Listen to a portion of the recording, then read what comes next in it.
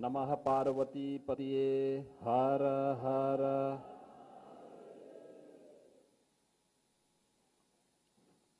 उत्तर प्रदेश के बेसिक और माध्यमिक शिक्षा से जुड़ी भी विभिन्न योजनाओं के शुभारंभ के अवसर पर बाबा विश्वनाथ के इस पावन नगरी में आयोजित आज के इस समारोह में मेरे साथ यहां पर उपस्थित उत्तर प्रदेश सरकार में मंत्रिमंडल के मेरे सहयोगी और इसी विधानसभा क्षेत्र से लोकप्रिय विधायक सुनील राजभर जी, प्रदेश सरकार में माध्यमिक शिक्षा की मंत्री और पेशे से जो स्वयं शिक्षक रही हैं ऐसे श्रीमती गुलाब देवी जी, बेसिक शिक्षा के मंत्री श्री संदीप सिंह जी, प्रदेश सरकार के मंत्री श्री कुंवर ब्रजेश सिंह जी, जिला पंचायत अध्यक्ष श्रीमती पूनम मौर्य जी, महापौर श्री अशोक तिवारी जी, माननीय विधायक श्री नीलकंठ तिवारी जी, माननीय विधायक सौरभ श्रीवास्तव जी, माननीय विधायक श्री अवधेश सिंह जी, माननीय विधायक श्री त्रिभुवन राम जी, माननीय विधायक श्री सुनील पटेल जी, विधान परिषद सदस्य श्री धर्मेंद्र सिंह जी, अपर मुख्य सचिव बेसिक और माध्यमिक से पार्थ सारथी सेन शर्मा जी, सीजीएम एसबीआई समेत प्रदेश के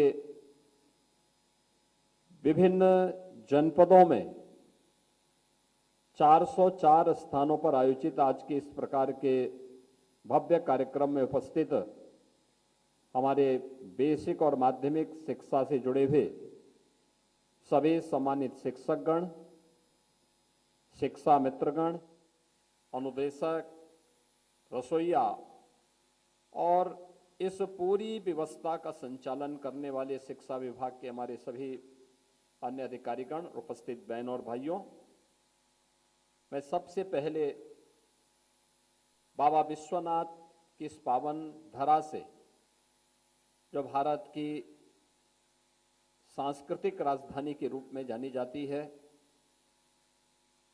भारत की आध्यात्मिक परंपरा की एक पौराणिक स्थली तो है ही, लेकिन प्राचीन ज्ञान की धरोहर का एक प्रमुख केंद्र भी रहा है।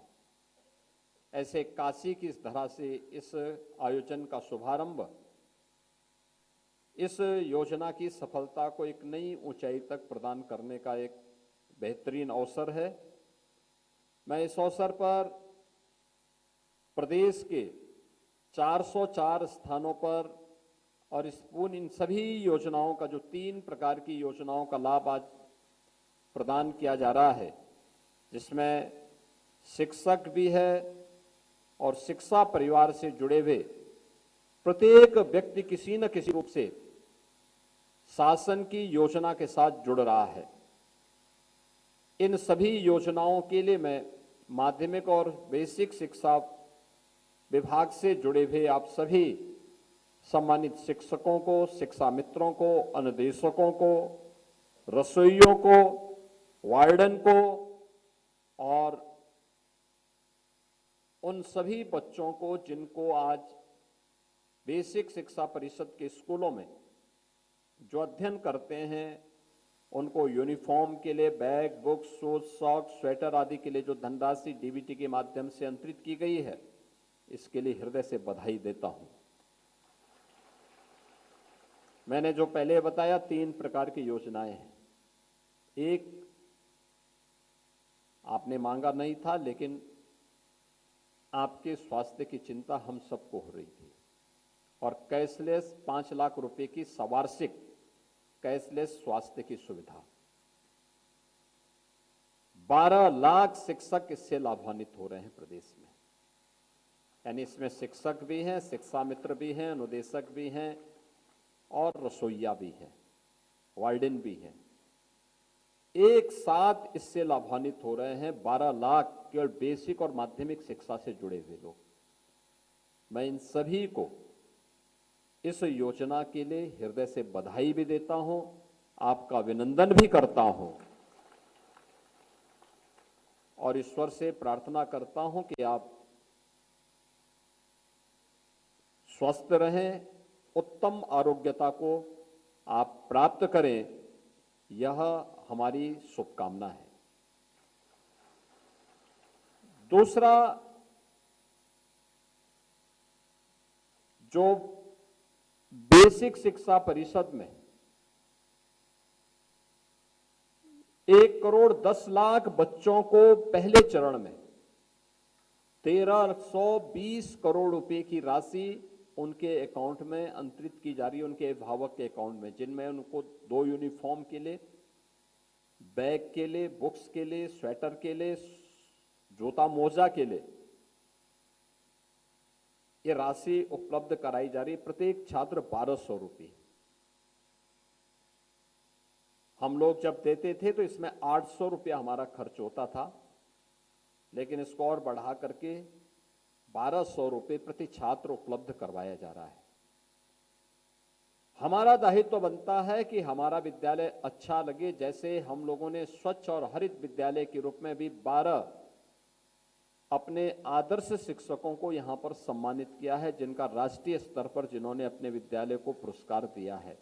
तो स्वच्छता के साथ साथ विद्यालय के आंतरिक अनुशासन को बनाए रखने के लिए ये छात्र अपनी यूनिफॉर्म में आए, उनके पैरों में जूते मोजे हों, सर्दी का समय है तो उनको स्वेटर पहन करके आए।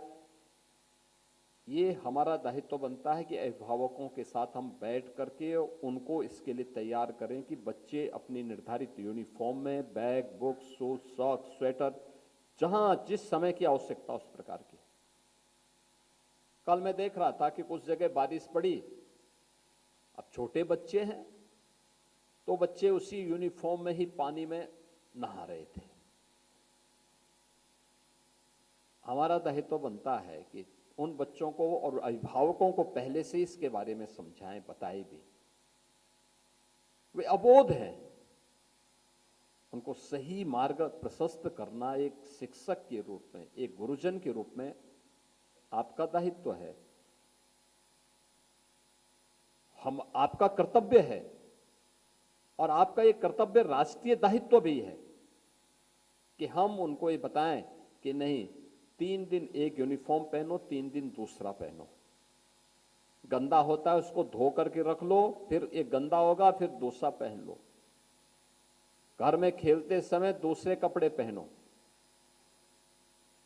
ऐसा नहीं कि वह बच्चा जा रहा है स्कूल, स्कूल से जाने के जूता मोजा पहन रहा है और फिर घर में जाकर के भी उसी में पहन करके वो सो भी रहा है, सारे कार्य कर रहा है। विद्यालय की यूनिफॉर्म अलग हो, घर में अपने सामान्य कामकाज करने का अलग हो। स्नान वगैरह करना है तो स्नान करते समय उस यूनिफॉर्म को उतारने का काम अलग हो। ये सभी अगर हम बताएंगे तो उनके लिए एक प्रेरणा होगी। स्वच्छता के लक्ष्य को और स्वच्छ भारत मिशन की सफलता को और नई ऊंचाई तक पहुंचाने में मदद मिलेगी। आज देखो 1,320 करोड़ केवल उन बच्चों के लिए यहां पर उपलब्ध करवाई जा रही है, उन यूनिफॉर्म, इन्हीं सब कार्यों के लिए। और अभी तो ये 1,10,00,000 बच्चे हैं। नए नामांकन जो हो रहे हैं, हमने कहा ना कि कोई बच्चा छूटने ना पाए। देखिए, हर नागरिक का दायित्व बनता है, लेकिन उसमें शिक्षक का दायित्व ज्यादा बनता है। शिक्षक, शिक्षा मित्र, अनुदेशक, ये सभी इस दायित्व का निर्वहन करें कि हर बच्चे को हम स्कूल तक जरूर लेकर के जाएं। मैं भी आपकी एग्जीबिशन देख रहा था, बहुत अच्छी एग्जीबिशन थी और बच्चों के मन में एक उत्साह था।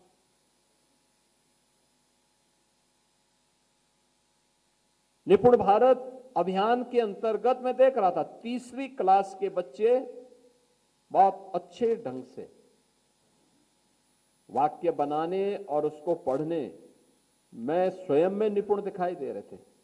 यानी भाषा का ज्ञान भी है, लेकिन साथ साथ अंक गणित का भी ज्ञान उन्हें वहां पर दिखाई दे रहा था। एक अच्छी शुरुआत है। प्रधानमंत्री मोदी जी का ये विजन है कि निपुण भारत अभियान में हर बच्चे को हम पारंगत कर सकें, उसके क्षेत्र में योग्य बना सकें। ये केवल एक शिक्षक के रूप में दायित्व ही नहीं, ये हमारा राष्ट्रीय कर्तव्य भी है। नींव मजबूत होगी तो उस मजबूत नींव में एक भव्य इमारत का निर्माण करने में हम सफल होंगे। सुदृढ़ नींव पर ही एक सशक्त भवन तैयार हो सकता है, और उसका दायित्व आपके ऊपर है। उस दायित्व का निर्वहन आप कर रहे हैं, तो सरकार ने एक और काम यहां पे किया है। अभी एमओयू एक किया है। ये एमओयू स्टेट बैंक के साथ हमारा हुआ है, यानी शिक्षा विभाग का स्टेट बैंक के साथ। आपको सामाजिक सुरक्षा की गारंटी, हर एक शिक्षक को भी, शिक्षा मित्र को भी और अनुदेशक को भी एक नई गारंटी दी जा रही है, जिसमें पहले तो ईश्वर करे कि कोई ऐसी घटना दुर्घटना ना हो, लेकिन अगर कहीं भी कोई ऐसी स्थिति पैदा होती है, उन स्थितियों में जिसमें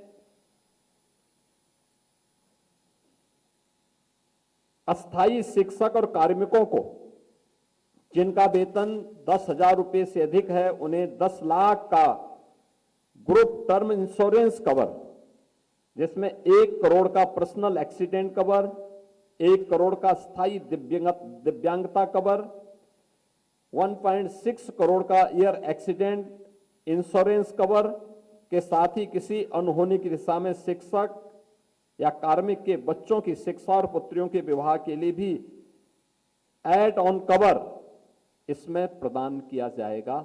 यह एक नई सामाजिक सुरक्षा की गारंटी मिली है, जिसका अभी तक घोषणा नहीं हुई है। आज यहां पे पहली बार इसको किया जा रहा है।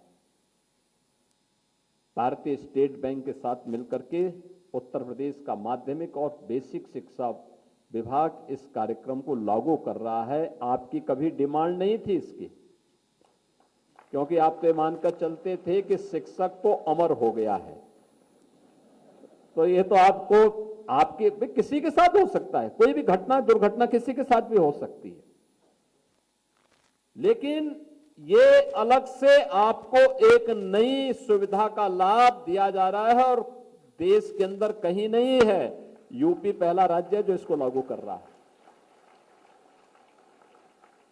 इसके साथ ही जो संविदा के कार्मिक हैं, 10,000 से अधिक होने की दिशा में उन्हें 30 लाख रुपए से 80 लाख रुपए का पर्सनल एक्सीडेंट इंश्योरेंस कवर, अस्थायी या आंशिक विकलांगता की दिशा में 30 लाख से 80 लाख रुपए, 15 लाख से 40 लाख का इंश्योरेंस कवर, और ईयर एक्सीडेंट की दिशा में 30 लाख से 80 लाख तक का इंश्योरेंस कवर, और कार्मिक के साथ किसी अनहोनी की दिशा में कार्मिक के बच्चों की शिक्षा और पुत्रियों के विवाह के लिए भी एड ऑन कवर प्रदान किया जाएगा।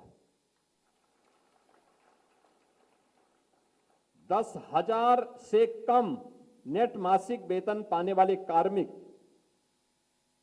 को जीरो बैलेंस अकाउंट का एटीएम या पर्सनल एक्सीडेंटल इंश्योरेंस पॉलिसी के आधार पर 2 लाख का एक्सीडेंटल इंश्योरेंस कवर भी इसमें प्रदान किया जाएगा। ये सभी प्रकार के लोग इससे आच्छादित हो जाते हैं, यानी रसोईया भी, शिक्षा मित्र भी। शिक्षा मित्र तो खैर बड़े उसमें आ गए, लेकिन आपके जो सामान्य अल्प वेतन भी भोगी हैं, उनको भी ये सभी प्रकार की सुविधाएं आपको प्रदान की जा रही हैं, जिसमें आज अभी एमओयू हमारा भारतीय स्टेट बैंक के साथ में शिक्षा विभाग के अपर मुख्य सचिव ने यहां पर अभी किया है। कैशलेस की जो सुविधा आपको दी जा रही है 5 लाख रुपए की, इसमें लगभग 450 करोड़ रुपए वार्षिक आएगा, जिसको प्रदेश सरकार ने कहा कि हम भुगतान करेंगे, हम आपसे नहीं लेंगे। आपसे केवल गुरु दक्षिणा के रूप में हम केवल एक बात आपसे मांगते हैं कि आप लोग केवल बच्चों पे ध्यान दें। स्कूलों का वातावरण स्कूल जैसा लगना चाहिए। स्कूल का वातावरण ऐसा होना चाहिए जहां पे स्वच्छ सुंदर वातावरण भी लगे, अनुशासित वातावरण भी लगे और देश के भविष्य को गढ़ने वाला वातावरण का एक आध्यात्मिक तेज स्वतःस्फूर्त भाव के साथ वहां पर उपलब्ध होता हुआ दिखाई दे। देखिए, मैं बार बार कहता हूं, ये संभावनाएं यूपी के अंदर पहले भी थी। एक समय था उत्तर प्रदेश से देश के अंदर कई क्षेत्रों में शिक्षक यूपी से जाते थे। अरुणाचल प्रदेश में आप जाइए, वहां पे हर व्यक्ति हिंदी बोलता है। मैंने जब वहां पे, आज केंद्र सरकार में मंत्री हैं श्री किरेन रिजिजू, हमारे साथ सांसद थे। मैंने रिजिजू जी से पूछा, मैंने कहा भी मुझे बताओ, आपके अरुणाचल में सभी लोग बहुत अच्छा हिंदी बोलते हैं? उन्होंने कहा हाँ, हमारे यहां जितने भी शिक्षक हैं वे सब यूपी से ही गए हुए हैं, यानी यूपी ही वहां ये सुविधा उपलब्ध करवाता था। मैं मध्य प्रदेश में गया था। मध्य प्रदेश में मैंने देखा कि मध्य प्रदेश के अंदर अलीगढ़ और एटा, कासगंज, हाथरस, आगरा, मैनपुरी, इटावा, फिरोजाबाद, मथुरा, इन जनपदों से भारी संख्या में लोग वहां। मैंने पूछा भाई ऐसे कैसे? तो मैं जिससे बात करूं उस परिवार के लोगों ने कि मेरे बाबा, मेरे दादा, मेरे पिताजी, वो लोग बोलते थे हमें वो शिक्षक के रूप में यहां है, यानी शिक्षा के लिए शिक्षक के रूप में भी यूपी से ही वहां भी लोग गए। आप राजस्थान में देख लें, आप अन्य राज्यों में जाके देख लें, बड़ी संख्या में। लेकिन एक समय ऐसे भी आया जब यूपी की शिक्षा व्यवस्था को लोगों ने अपने निहित स्वार्थ के लिए पूरी तरह बर्बाद कर दिया था। याद रखना, शिक्षा आधारशिला है समाज की। शिक्षा के बगैर कुछ भी हो पाना असंभव है। और इसीलिए प्रधानमंत्री मोदी जी ने जब देशवासियों से कहा कि हमें विकसित भारत की संकल्पना को पूरा करना है, तो विकसित भारत की आधारशिला क्या बनेगी, उन्होंने उससे 2 वर्ष पहले भारत को एक व्यावहारिक राष्ट्रीय शिक्षा नीति दी। जिस प्रकार की भारत की शिक्षा नीति भारत पर आधारित होगी, भारत की परंपराओं से पर आधारित होगी, और वो राष्ट्रीय शिक्षा नीति देश के अंदर लागू की गई। शिक्षा के बगैर अब कुछ भी नहीं कर सकते। शिक्षा की उपेक्षा हुई। आपने उत्तर प्रदेश को देखा होगा, यूपी बीमारू राज्य हो गया। उत्तर प्रदेश के नौजवानों के सामने, आप जितने शिक्षक यहां पर हैं, आज से 8 साल 9 साल पहले आप भी नौकरी के लिए जब इधर उधर जा रहे होंगे, भटक रहे होंगे, यूपी के बाहर आपके सामने पहचान का संकट आया था। लोग आपको हे दृष्टि से देखते थे।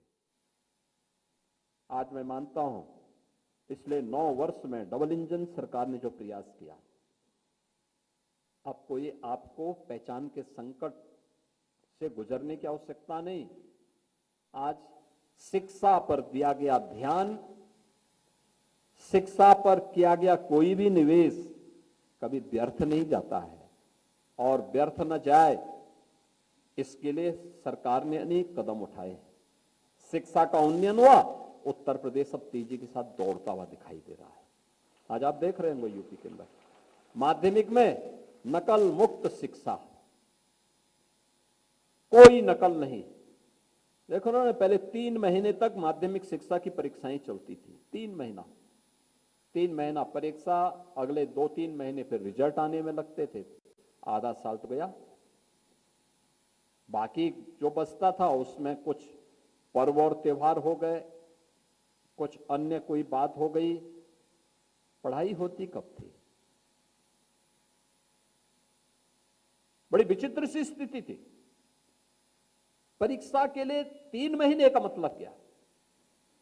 और मैं अभिनंदन करूंगा उन सभी शिक्षकों का और उन सभी अधिकारियों का जिन्होंने इसको कम करते करते करते मात्र 14 दिन के अंदर माध्यमिक शिक्षा की सभी परीक्षाएं संपन्न होंगी। अगले 15 दिन के अंदर परिणाम भी आ रहा है।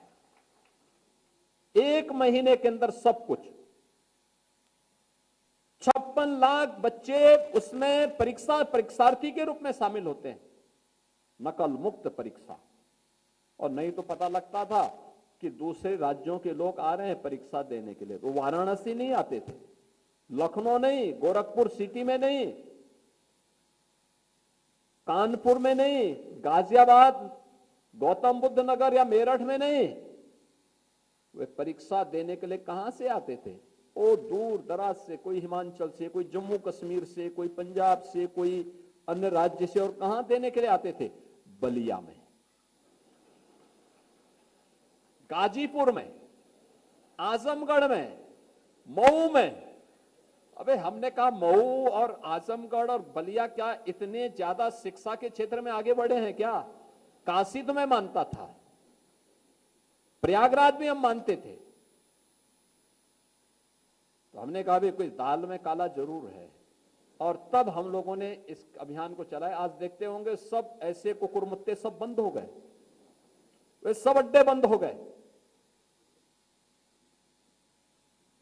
ये इस प्रकार की जो शरारत थी वही तो पहचान का संकट खड़ा करती थी और यूपी के नौजवानों के भविष्य के साथ भी खिलवाड़ करती थी, और उन लोगों के भी भविष्य के साथ जो आकर के परीक्षा देते। मैंने कहा वो परीक्षा तो कहीं भी दे सकता है। जब हम लोगों ने उसके काम में गए तो पता लगा नहीं साहब, वो तो ठेका देता था, परीक्षा देने थोड़ा आता था, उसके पास सर्टिफिकेट पहुंच जाता था। बड़ी विचित्र सी स्थिति है। इसीलिए तो यूपी के एक नेता ने कहा था कि नकल करना हमारा जन्म सिद्ध अधिकार है। तो जब नकल करना ही जन्म सिद्ध अधिकार है तो फिर किसको क्या कह सकते हैं? बहनों और भाइयों, हम सबको याद रखना होगा, कुछ भी हो, हमें देश के भविष्य के साथ और देश की अखंडता के साथ खिलवाड़ करने का कोई अधिकार नहीं होना चाहिए, किसी भी व्यक्ति को नहीं होना चाहिए। और मैं तो आपको बार बार कहता हूं, आपका आदर्श आचार्य चाणक्य हो सकते हैं, आपके आदर्श आप काशी में हैं पंडित मदन मोहन मालवीय हो सकते हैं, डॉक्टर राधा कृष्णन हो सकते हैं। आपको आदर्श ढूंढने की आवश्यकता नहीं। उस प्रकार के उदाहरण हैं। आचार्य चाणक्य जैसा गुरु होगा, देश कभी विपन्न नहीं हो सकता। विदेशी ताकतें आपकी ओर आंखें उठाकर के देख भी नहीं सकती। फिर उस प्रकार के माहौल को बनाने के लिए और पिछले 9 वर्ष में आप लोगों ने मेहनत की है, एक प्रयास किया है। मैं देखता हूं जब उत्तर प्रदेश के अंदर की आप बहुत सारी स्कीम ऐसी हैं जो राष्ट्रीय स्तर पर एक सक्सेस स्टोरी के रूप में देखी जाती है। ऑपरेशन कायाकल्प, निपुण भारत कार्य अभियान के अंतर्गत किए गए प्रयास, प्रोजेक्ट अलंकार माध्यमिक शिक्षा का। आप सोचो ना, कोई हम परिवार को भी देखते हैं, कोई व्यक्ति है अपने बच्चों को पढ़ाता है कि बुढ़ापा उसका ठीक होगा।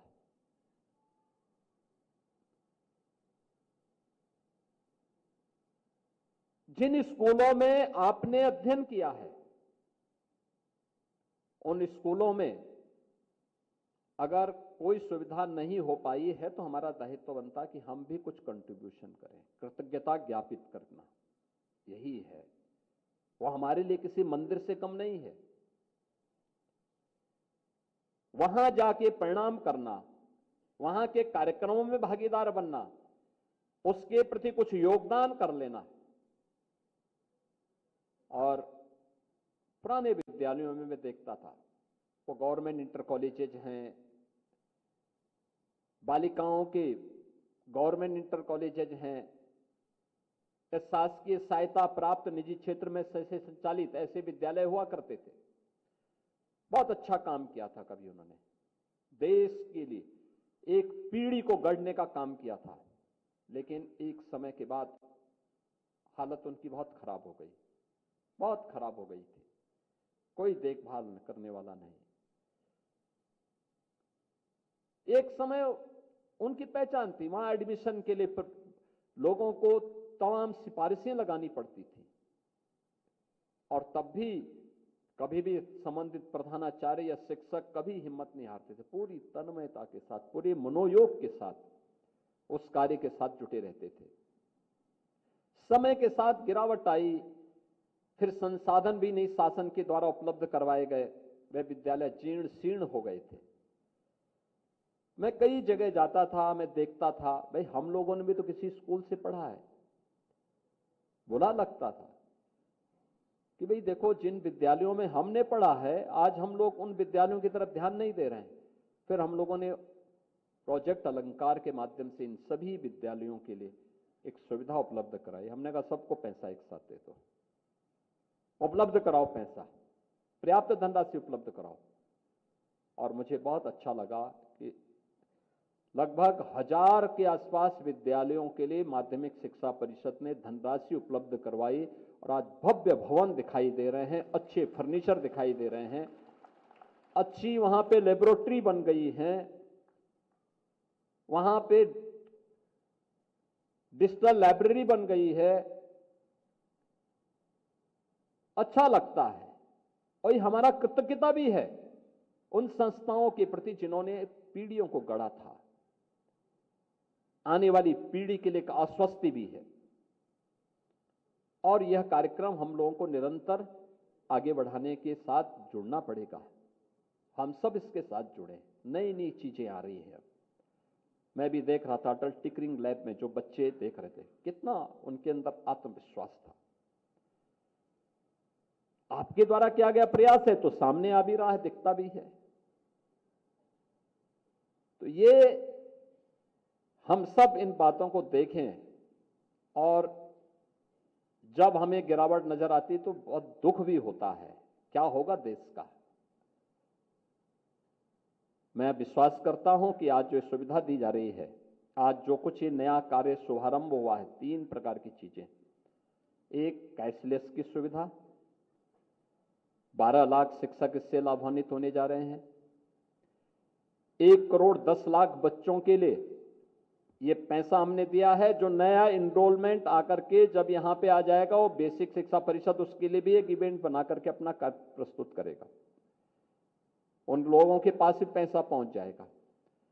इसके साथ ही जो सामाजिक सुरक्षा की एक बड़ी गारंटी प्राप्त हो रही है, यह एक बड़ी उपलब्धि है, और ये केवल शिक्षा विभाग ने पहले इस कार्य को कर दिया, अन्य विभागों को भी करना चाहिए, और मुझे लगता है निजी क्षेत्र को भी इसके बारे में कार्य करना चाहिए। मैंने निजी क्षेत्र को भी कहा है कि भाई अगर बीमा कंपनियां इस दिशा में कार्य करती हैं या बैंकर्स इस दिशा में कार्य करते हैं, तो हमें इस पहल को आगे बढ़ाना चाहिए, आगे बढ़ाना चाहिए। घटना दुर्घटना किसी के साथ हो सकती है, वो बता करके नहीं आती है, और यह गारंटी सुरक्षा की सबको प्राप्त होनी चाहिए, और उसके परिवार को एक सामाजिक सुरक्षा की गारंटी मिलनी चाहिए, जिससे वो असहाय न दिखे। आज ये तीनों प्रकार की सुविधाएं उपलब्ध होने, स्वच्छता और ग्रीन कवर के लिए जिन प्रधानाचार्यों को और शिक्षकों को आज सम्मानित किया गया है, इन सबको मैं बधाई देता हूं। ये तीनों प्रकार की सुविधाएं उपलब्ध होने के लिए भी आप सभी को मैं हृदय से अपनी बधाई देता हूं, अपनी शुभकामनाएं देता हूं। पूरे प्रदेश भर में जहां कहीं भी 404 स्थानों पर ये कार्यक्रम चल रहे हैं, और जो इन कार्यक्रमों में भागीदार बन रहे हैं उनको भी, जो नहीं बन पा रहे हैं उनको भी इस अवसर पर मेरी मंगलमय शुभकामनाएं हैं। और मेरा केवल, हम लोगों की केवल एक अपेक्षा है, उत्तर प्रदेश सरकार आपसे केवल एक अपेक्षा रखती है, एक अनुशासित वातावरण बनाना।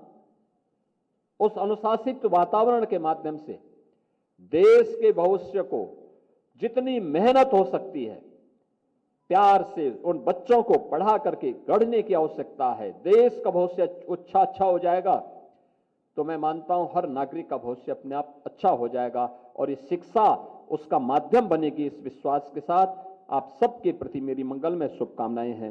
धन्यवाद। जय हिंद।